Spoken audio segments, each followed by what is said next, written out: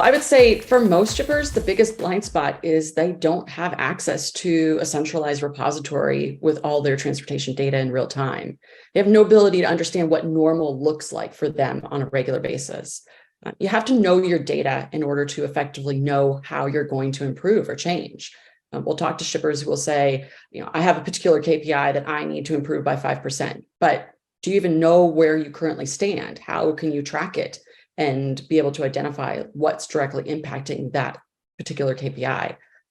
So that's a big blind spot. And really, that's one of the benefits of the intelligent audit software is that it has all of that data in one place. It allows the customer to be able to have that customized dashboard based on what critical data points are important to them.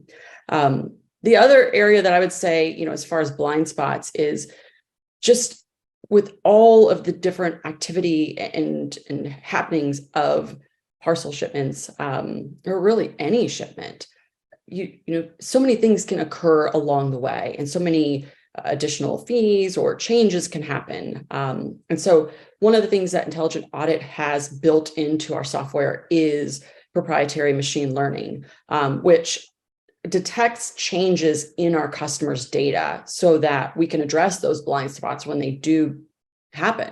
So what does that even mean? Our machine learning algorithms are a mix of deep learning frameworks that essentially are, understanding kind of what's happening within the supply chain. A great way to think about it is the fraud alert notifications that you get from your credit card. It's essentially saying, hey, we're seeing activity that's different from what you normally do, so let's investigate that further. That then allows our team to capture information and be able to work with the customer to understand, okay, what exactly happened? What can the customer do to mitigate any further exposure? Honestly, we've seen so many different scenarios that are flagged through this. We've seen everything from last week, we had a customer that the system flagged a number of shipments, and it ended up being that the supplier had used the wrong account number. It wasn't even our customer's shipments.